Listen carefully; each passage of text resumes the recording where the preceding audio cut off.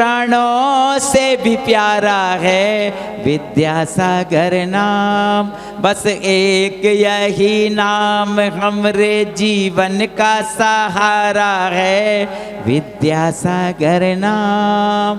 बोलो आचार्य गुरुवर श्री विद्यासागर जी महाराज की। चलते हैं परम पुनीत अवसर पर, यह एक जैसी हैं और वह भी सप्तमी का दिन, शनिवार और सावन का महीना। ऐसे तिथि और बार में यदि किसी की भावना बन रही हो कि गुरु महाराज के हाथों में चारों अनुयोगों के साथ दान करने का सौभाग्य यदि कोई प्राप्त करना चाहता हो तो कृपया मात्र 2-3 मिनट अपने पास हैं, उन समय का सदुपयोग। दीपक भैया का परिवार कृपया, राकेश जी मॉडल, राकेश भैया, राकेश जी आ जाओ आकर के साथ दान करने का सौभाग्य प्राप्त करें। मुकेश जी मॉडल, राकेश जी मॉडल, प्रसन्नलता जी मॉडल जी का परिवार, जोरदार तालियां बजाइए। और किसी की भावना बन रही हो तो अतिशीघ्र आकर के इस अवसर का लाभ प्राप्त कर लेवे। हम मंत्र की महत्ता को बताने की कृपा करें। नमोस्तु महाराज श्री। बोलिए अनंत अनंत पंच परमेष्टि भगवान की। आचार्य भगवंत गुरुवर श्री विद्यासागर जी महाराज की। आचार्य भगवंत श्री समय साई जी महाराज की। परम पूज्य मुनिवर श्री निर्दोष साई जी महाराज की। मुनि श्री निरुपम साई जी महाराज की।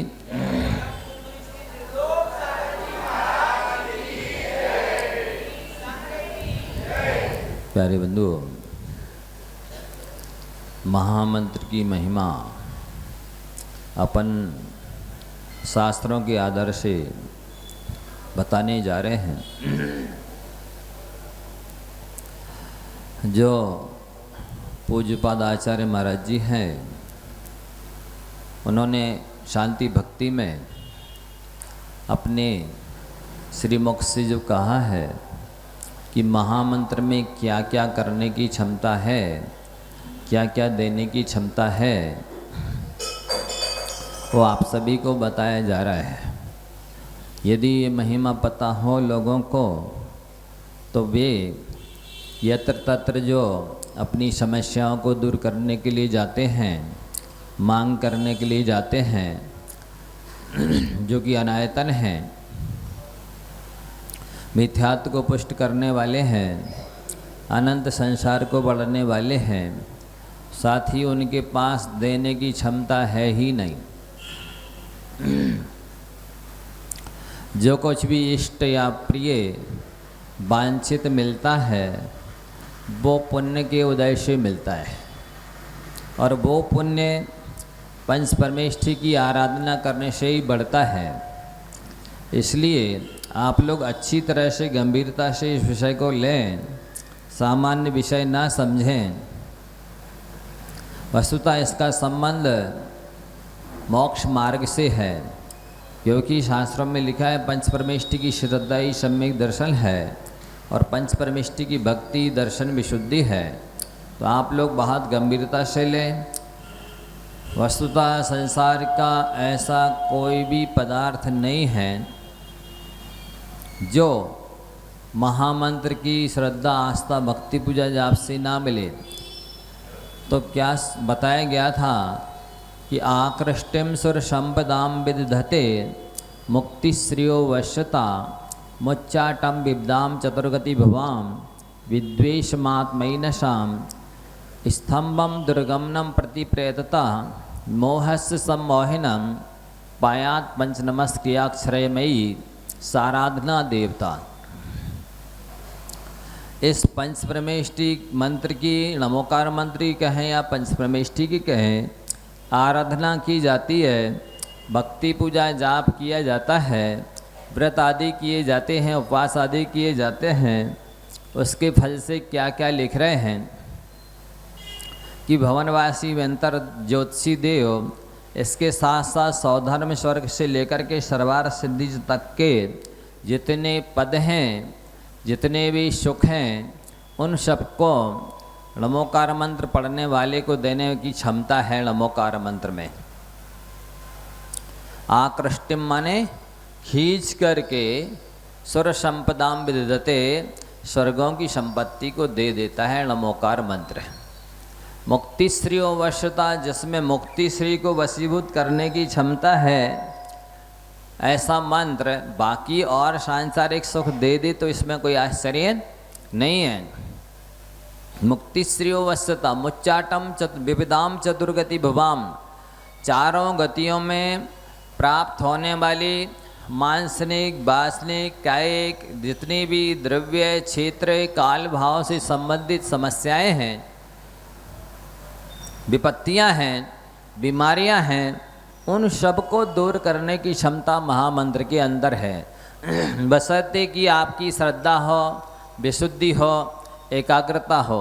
आपको पहले बताया गया है, शायद आप सभी ने सुना है या नहीं, समझा है या नहीं, श्रद्धा हुई है या नहीं, ये हमें नहीं मालूम। फिर से बताते हैं, ध्यान से सुनिए। कल सुरक्षा कवच बताया था, शायद आज सुबह सब लोगों ने उठ कर के किया होगा। हाथ उठाना जरा, कितने लोगों ने किया? हाँ, 10 ही 5 लोगों ने किया। इसका मतलब या तो सुना नहीं है, या याद नहीं रहा, या फिर श्रद्धा नहीं है। 3 में से कुछ हो सकता है। सुना नहीं है, ये याद नहीं रहा, या श्रद्धा नहीं है। क्या क्या होता है ऐसा करने से?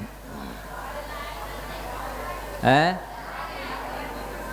फिर से बता दें, सुना नहीं है। अच्छा, कल आए नहीं थे। चलिए फिर से सुन लीजिए। मुझे मालूम है वैसे एक प्रवचन की श्रोता दूसरी क्लास में नहीं आती। लगभग 8-9 क्लासें चल रही हैं, उसमें से शायद है कोई व्यक्ति 1-2 ज़्यादा से ज़्यादा 3 क्लास अटेंड करता हो। बाकी सभी क्लासों के प्रवचन के श्रोता अलग अलग रहते हैं। ऐसा मैंने देखा, सुना, अनुभव किया, पूछा भी है लोगों से। चलिए फिर से देख लीजिए एक बार, बहुत ध्यान से, श्रद्धा से इसको करिए। ये सामान्य क्रिया नहीं है, ये मेरी स्वयं की अनुभूत क्रिया है। क्या करना है आप सभी देखिए ध्यान से। सुरक्षा कवच बताया जा रहा है। सबसे पहले पंच परमेष्ठी भगवान से अपने आज तक के किए हुए दोषों की निंदा, ग्रह, आलोचना, प्रत्याख्यान, प्रतिक्रमण कर लीजिए। भगवान से प्रायश्चित मांग लीजिए। इसके बाद श्वास छोड़ दीजिए। मन में नमो अरिहंताणम बोलते हुए ऐसे हाथ फैलाएंगे। अरिहंत परमेष्ठी का सफ़ेद कलर माना जाता है। कौन सा कलर? तो सफ़ेद कलर की जितनी भी 3 काल की अनंत अनंत अरहंत परमेष्ठी भगवान हैं, उनकी ऊर्जा आपके हाथों में आ गई है। ये बताने में देर लग रही है, करने में देर नहीं लगेगी। आपको सांस लेते हुए ये सारी क्रिया कर लेनी है। कितनी क्रिया? पहले अपनी निंदा, ग्रह, आलोचना, प्रत्याख्यान, प्रतिक्रमण, प्रायश्चित तो कर लो, इसमें कोई बात नहीं। अब श्वास छोड़ दीजिए, फिर लीजिए और मंत्र में नमोकार मंत्र पढ़िए। नमो अरिहंताणम मन में बोलना है। ऐसे हाथ फैला करके आपके हाथों में पॉजिटिव एनर्जी आ गई अरिहंत भगवान की, और इसको लेकर के इस तरह माथे को कवर्ड करना है। उसी समय श्वास अभी छोड़ना नहीं है। अब जो निगेटिव एनर्जी आपके हाथ में आ गई है, उसको इस तरह छोड़ दीजिए। आपका मस्तक कवर्ड हो गया, ऊर्जा संपन्न हो गया, और मस्तक से निगेटिव एनर्जी, नकारात्मक एनर्जी, ऊर्जा समाप्त हो गई। श्वास छोड़ दी। फिर श्वास लेते हुए नमो सिद्धाणम, त्रिकालवर्ती अनंत अनंत सिद्ध परमेष्ठी भगवान की लाल कलर की ऊर्जा आपके हाथों में आ गई है। अब पूरा मस्तिष्क, चेहरा कवर्ड कर लीजिए पॉजिटिव ऊर्जा से। नेगेटिव ऊर्जा को छोड़ दीजिए। श्वास छोड़ दी। बात जल्दी करना है, श्वास पर ध्यान रखना है। श्वास लेते हुए ही ये क्रिया करना है। नेगेटिव ऊर्जा छोड़ देने के बाद छोड़ना है श्वास। इसका बहुत महत्व है। स्वर विद्या कहलाती है। फिर समय पाके कभी बताएंगे इसका क्या इतना महत्व है स्वर विद्या का, कैसे प्रयोग किया जाता है और किससे क्या क्या लाभ है। ये एक अलग विद्या है, उसके लिए अलग समय। ये अभी नमोकार की महिमा चल रही है, तो अनेक विद्याएं हैं, उनको समझने, पढ़ने, सीखने के लिए अलग अलग समय चाहिए। ये हो गया नमो सिद्धाणम तक। ऊर्जा अपन ने नेगेटिव, नकारात्मक छोड़ दी, श्वास भी छोड़ दी, नॉर्मल हो गए।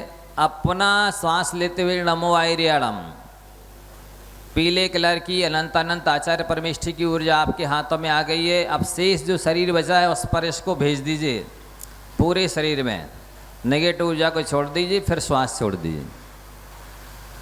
ये कोई मिथ्यात्व नहीं है, ये कोई निदान नहीं है, ये कोई आकांक्षा नहीं है, ये तो धर्म ध्यान करने के लिए द्रव्य क्षेत्र काल भाव की अनुकूलता है, बनाना है। इसमें कोई बाधा नहीं है, कोई अज्ञानी कुछ भी कहे आपको नहीं मानना है, ये आगम के अनुरूप है। नहीं तो समझे ये क्या सिखा रहे, ये तो सांसारिक चीज़ बता रहे। नहीं, शरीर माध्यम खलु धर्म साधनम, शरीर धर्म साधन का आद्य कारण है, साधन है, निमित्त है। जरा सी सिर में पीड़ा हो जाए, धर्म ध्यान एक तरफ चला जाता है, आर्त ध्यान शुरू हो जाता है। वे आर्त रुद्र ध्यान से हम बचें, हमारा धर्म ध्यान हो, प्रभु से ये प्रार्थना है। इस उद्देश्य से सुरक्षा कवच किया जा रहा है। अब नॉर्मल हो गए, सांस छोड़ दी, पुनः श्वास लेते हुए नमो वैज्झायाणम, मन में बोलना है, श्वास लेते हुए बोलना है। अब त्रिकालवर्ती अनंत अनंत उपाध्याय परमेष्ठी की हरे कलर की ऊर्जा आपके हाथों में आ गई है और शस्त्र आपके हाथ में आ गए हैं। शस्त्रलेस 2 बॉडीगार्ड आगे खड़े कर दीजिए, 2 पीछे खड़े कर दीजिए, नेगेटिव ऊर्जा छोड़ दीजिए। अब नॉर्मल हो गए, सांस छोड़ दी, पुनः श्वास लेते हुए नमो लोए सव्य साहुडम, साधु परमेष्ठी की काली ऊर्जा भी मानी जाती है और नीली ऊर्जा भी मानी जाती है। शरीर के लिए जो भी तत्व की कमी है, शरीर में जिस भी तत्व की आवश्यकता है उसको हमने ले लिया और अपन ने क्या किया, जमीन के नीचे ऐसे हाथ रख कर के थोड़ा सा ऊपर उठ जाइए। आपके शरीर के नीचे वज्रमयी भूमि बन गई है, अब नीचे से कोई खतरा नहीं है। जहाँ आप रहेंगे वहाँ भूकंप नहीं आएगा, कोई भी विकृति बाधा विघ्न नहीं आएंगे। यह जगह जगह जो भूकंप आ रहा है, कहीं बाढ़ आ रही है, कहीं कुछ भी हो रहा है, ये नहीं होगा। श्वास छोड़ दी अपन ने, फिर श्वास लेते हुए स्वर देखना है, सांस फेंक करके कि कौन से नाक से सांस आ रही जा रही है, उसी हाथ से करना है। श्वास फेंक के देखिए जोर से, जो भी आपको समझ में आ रहा है कि मान लो हमारे दाएं हाथ से आ रही है श्वास, आ रही जा रही तो दायां हाथ उठाइए, बाएं से आ रही है तो बायां उठाइए। सांस छोड़ दी है। अब लेते हुए ऐसो पंच नमो यारो शव पाव पणाश्रो मंगलानम च सब्बेशम पणमम हवई मंगलम, ऐसे अपन ने बोल दिया। आपकी चारों ओर 10 दिशाओं में वज्रमयी कोट बन गया है। ये अमूर्तिक सुरक्षा कवच है, दिखाई नहीं देगा, लेकिन आपके पूरे शरीर की सुरक्षा इससे हो गई है। और आपके शरीर में जितनी भी तत्वों की कमी हो, जैसे पृथ्वी तत्व की कमी है, उसके लिए वैद्य डॉक्टर लोग कहते हैं दवा खा लो। जल तत्व की कमी है, उसके लिए वैद्य डॉक्टर बोलते ये दवा खा लो। अग्नि तत्व की कमी है, जठराग्नि में कमज़ोर है, ये दवा खा लो। वायु तत्व की कमी है, ऑक्सीजन की कमी है, तो इन सब तत्वों की कमी की पूर्ति इससे होती है। श्रद्धा विशुद्धि एकाग्रता से करिए, मेरा पूरा आत्मविश्वास है आपकी सारी दवाइयाँ छूट जाएंगी और कोई रोग नहीं आएगा। श्रद्धा विशुद्धि एकाग्रता चाहिए, मंत्र में पूरी ताकत है। आपकी श्रद्धा विशुद्धि एकाग्रता में ताकत ना हो तो बात अलग है।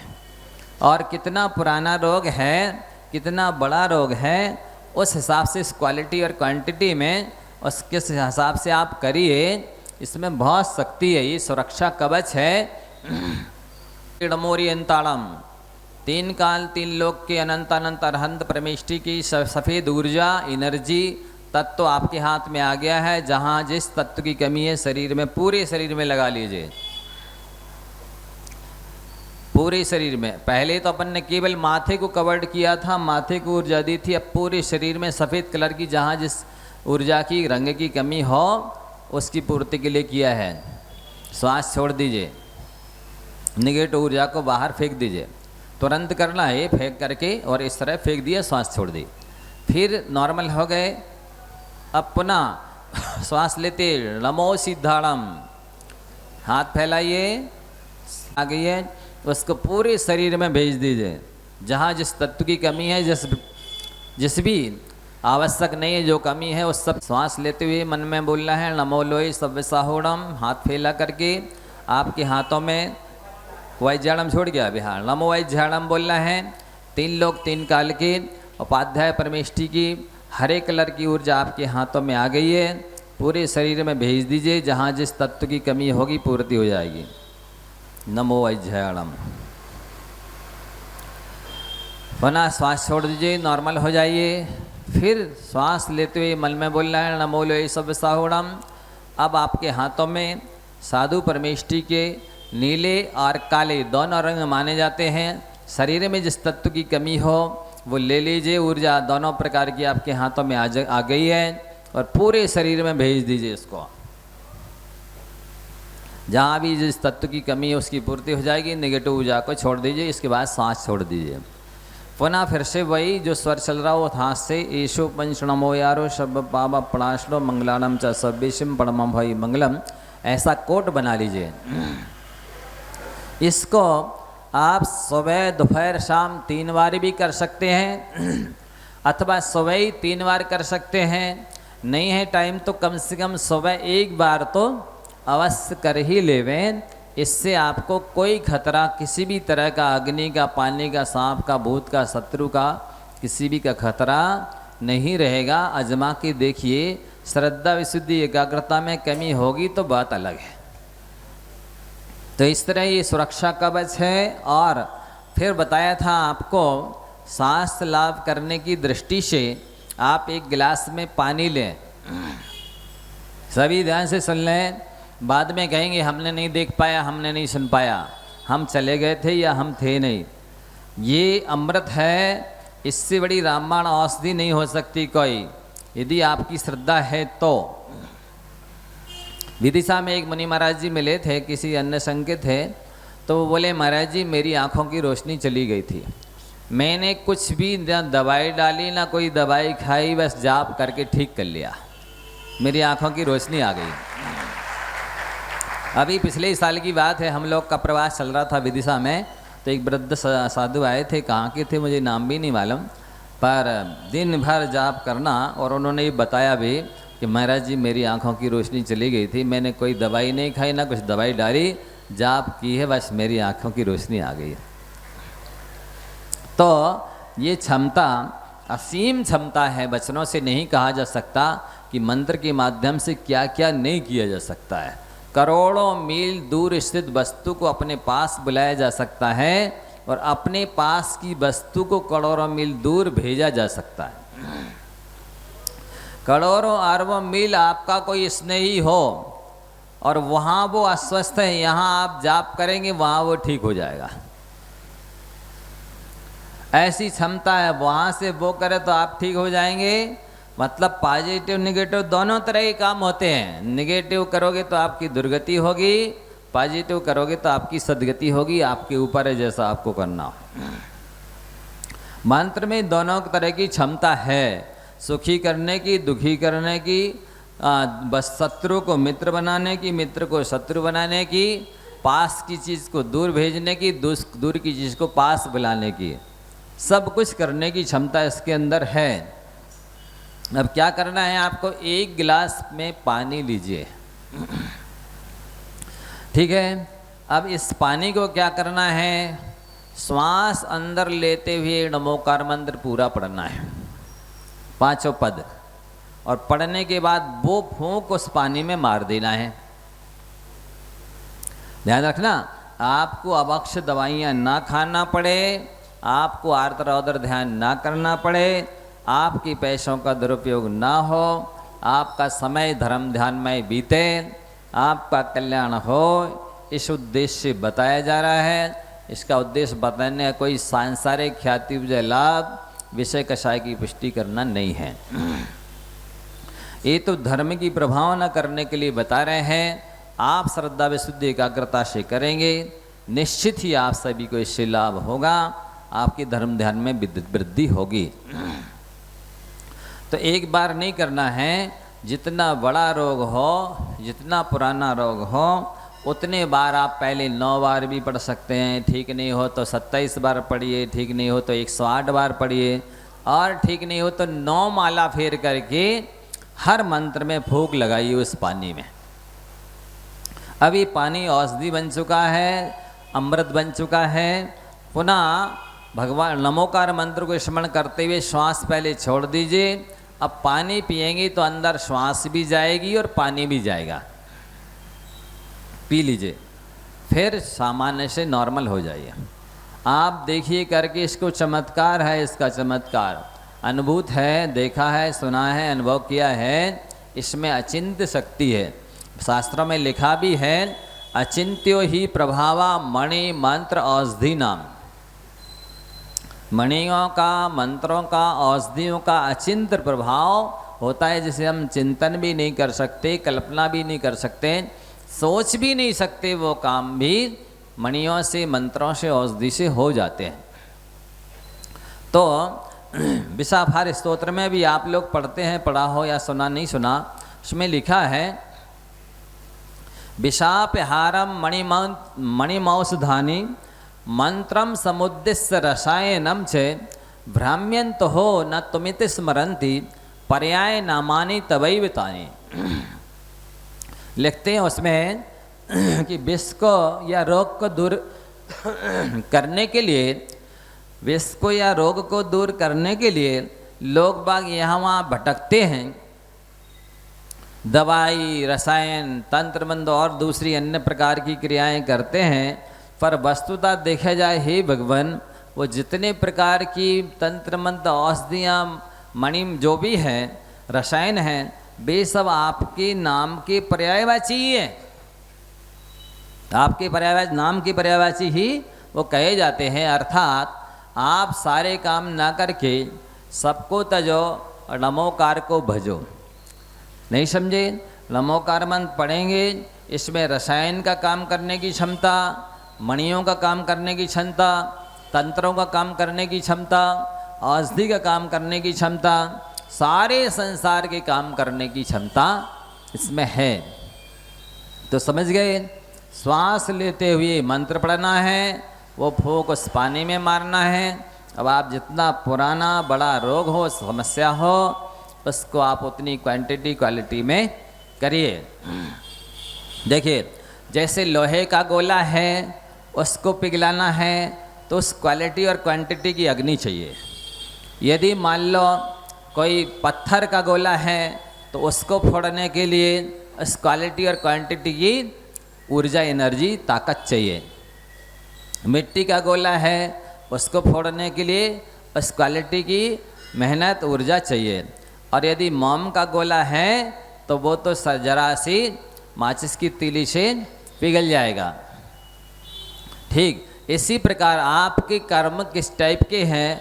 लोहे की तरह हैं, पत्थर की तरह हैं, मिट्टी के सूखे गोले की तरह हैं कि मोम के गोले की तरह हैं। आपको उसी हिसाब से उस जाप करना होगा, आराधना करनी होगी, फल अवश्य मिलेगा। तो उस श्लोक में लिखा गया आचार्य पूज्यपाद महाराज जी के द्वारा कि स्वर्गों की चारों निकाय के देवों की संपत्ति को देने की क्षमता है महामंत्र के अंदर, और मुक्ति श्री मोक्ष को देने की क्षमता भी है महामंत्र के अंदर। और अगले मुच्चाटम विविदाम चतुर्गति भवाम, चारों गतियों में द्रव्य, क्षेत्र, काल, भाव संबंधी, मन वचन काय संबंधी, रूपी अरूपी किसी भी तरह की समस्या है, उस विपत्ति को उष्टाने की, दूर करने की क्षमता नमोकार मंत्र में है। विद्वेष मात्मैन साम, और आत्मा में लगे हुए जो पाप हैं उनको वो नमोकार मंत्र आत्मा में नहीं लगे रहने देता है। अर्थात सारे कर्मों की निर्जरा हो जाती है नमोकार मंत्र पढ़ने से। स्तंभम दुर्गमनम प्रति प्रयततः, जो व्यक्ति दुर्गति में जाने वाला है, दृष्टांत दिया जैसे आगे बहुत लंबा चौड़ा गहरा गड्ढा है, कोई व्यक्ति दौड़ता हुआ चला आ रहा है और वो उसमें गिरने ही वाला है, पर बीच में एक मजबूत खंबा, स्तंभ मिल जाए, उसको वो पकड़ ले तो फिर गड्ढे में नहीं गिर पाता है। ठीक इसी प्रकार से जिससे जो नरक निगुद आदि में जाने वाला है जीव, यदि वो नमोकार मंत्र रूपी स्तंभ को, खंबे को पकड़ ले तो फिर नरक निगुद रूपी गड्ढे में नहीं जाएगा, ये गारंटी है। मोहस्य सम्मोहनम, और मोह को भी मोहित करने की क्षमता यदि किसी के पास है तो वो है महामंत्र नमोकार। ये अनादिकाल से कहते ना, मोह महामद पियो अनादि, भूल आपको भरमत बादी। ये अज्ञानी प्राणी मोह रूपी महामदिरा को पी करके भटक रहा है, अपने आप को भूल गया है। तो उस मोह को भी मोहित करने की, मोह को भी भूल में डालने की, मोह को भी पराजित करने की, नष्ट करने की क्षमता नमोकार मंत्र में है। चाहे वो दर्शन मोहिनी हो और चाहे चरित्र मोहिनी हो, मिथ्यात्व भी नष्ट होगा नमोकार मंत्र जपने से, और चारित्र मोहिनी कर्म भी नष्ट होगा, और दोनों नष्ट होकर यथा क्या चारित्र की प्राप्ति होगी आपको। ये आचार्यों के वचन हैं, ये मेरा चिंतन नहीं है, किसी ऐरे गहरे ने राहगीर ने नहीं लिखा है।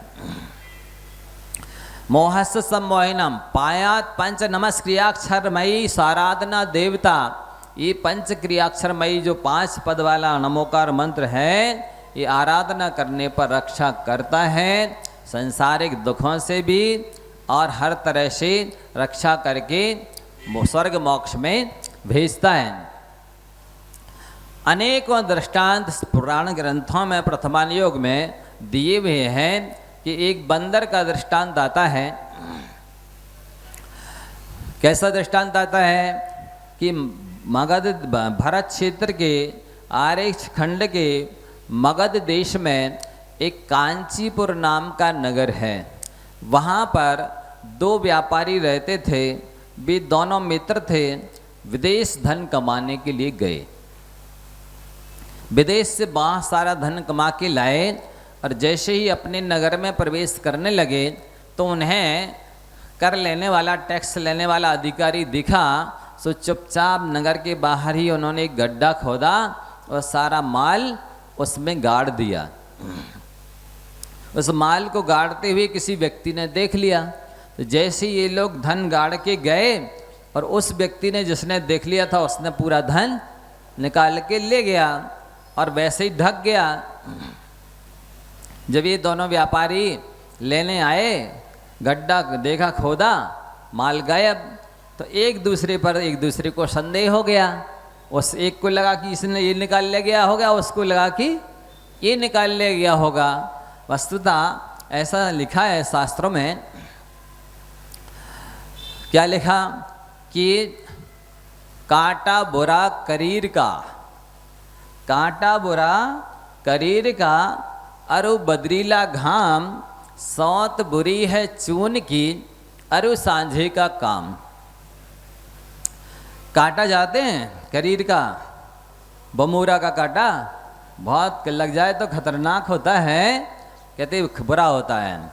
अरु बदरीला घाम, ये जो कुआर के महीने में रहती तो बदल सी है बदली, लेकिन वो घाम इतना तीखा होता है, खरा होता है कि मृग भी काले पड़ जाते हैं।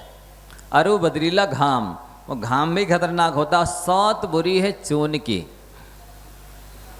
यदि सौतन आटे की भी बना दे पुतलिया और किसी महिला से कहते हैं जे आपकी सौतन है, नहीं समझे, तो वो भी बुरी होती है, उसे सहन नहीं कर पाएगी वो महिला।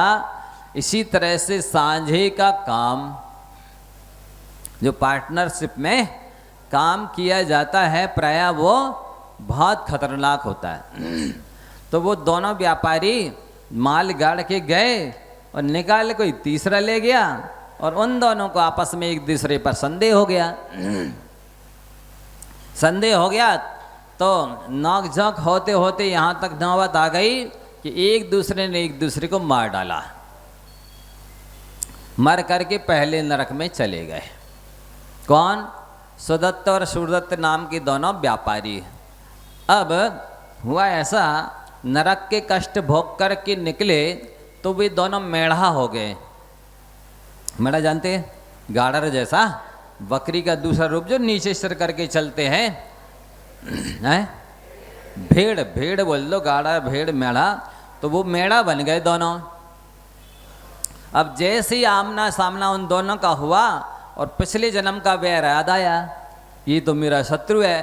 तो दोनों फिर भिड़े और इतने जम से टकराए, लड़े, युद्ध किया कि फिर मर गए।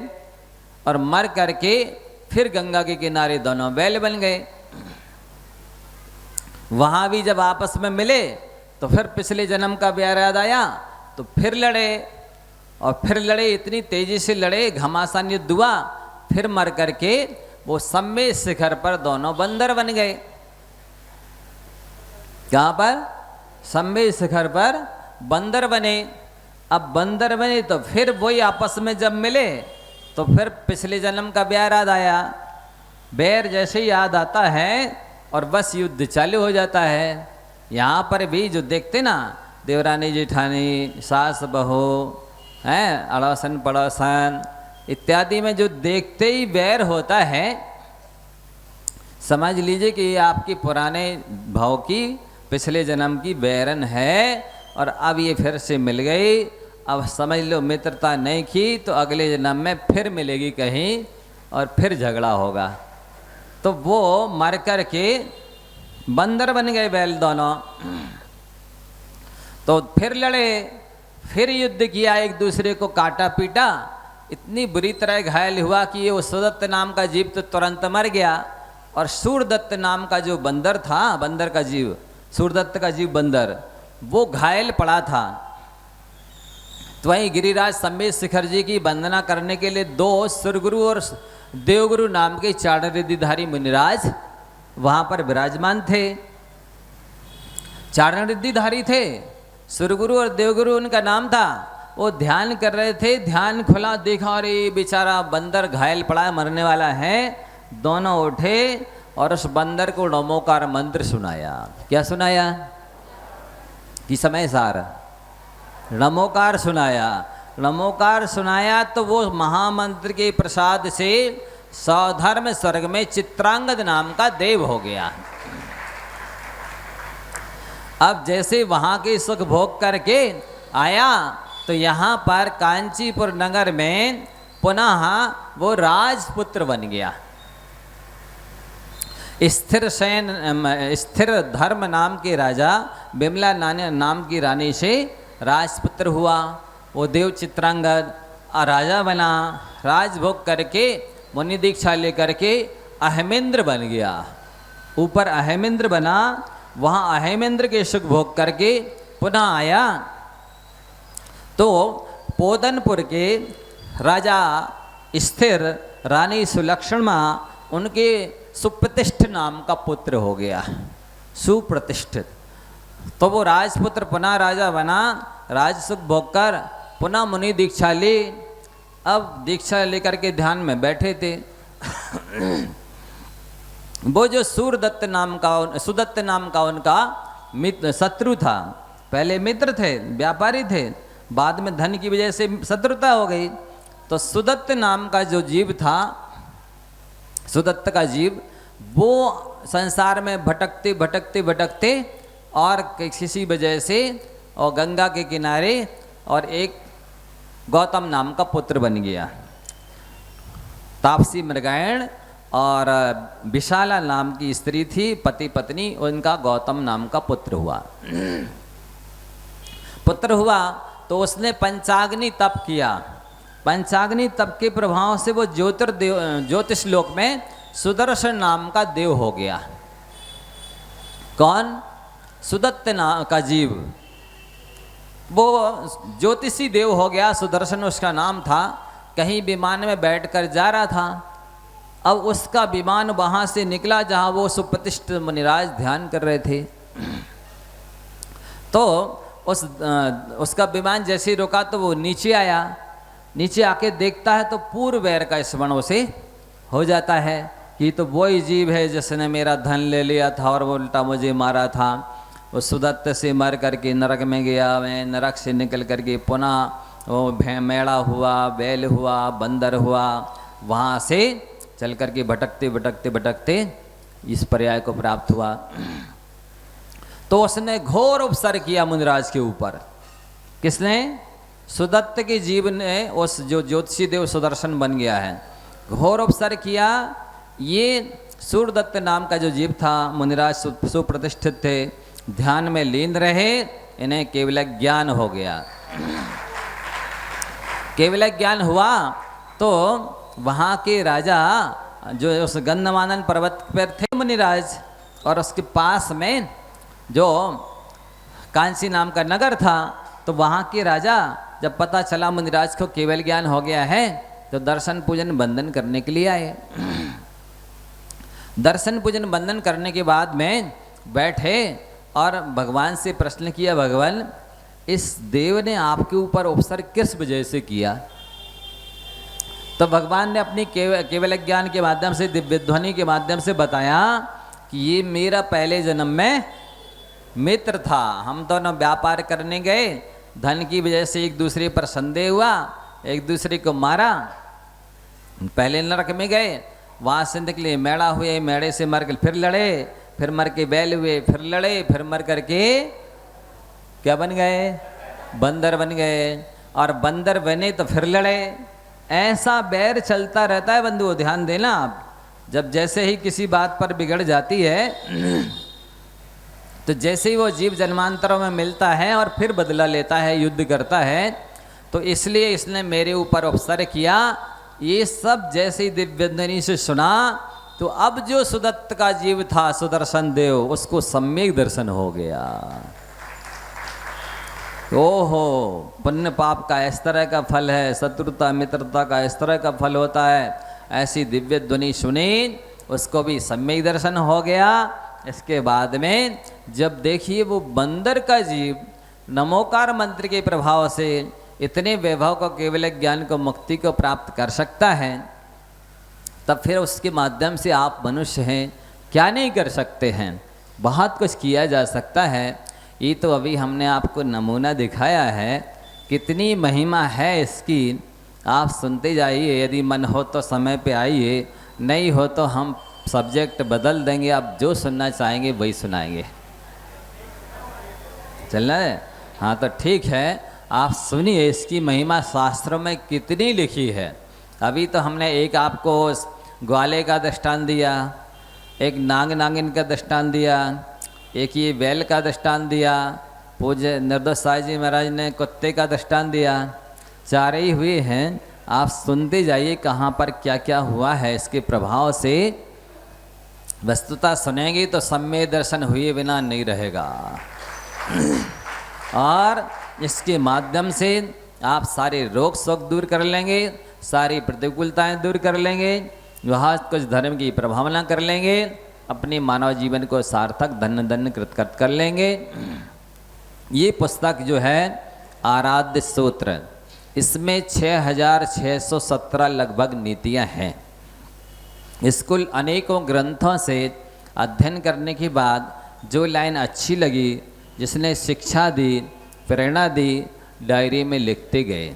लिखते लिखते 2-3 डायरियाँ भर गई। हमने अपने लिए लिखा था, उससे हमें बहुत कुछ शिक्षा मिलती है, मिली है, मिलती रहेगी, पढ़ता रहूँगा। मैंने तो अपने लिए लिखा है, पर शास्त्र बन गया है। इसकी विशेषताएं सुनिए कितनी हैं।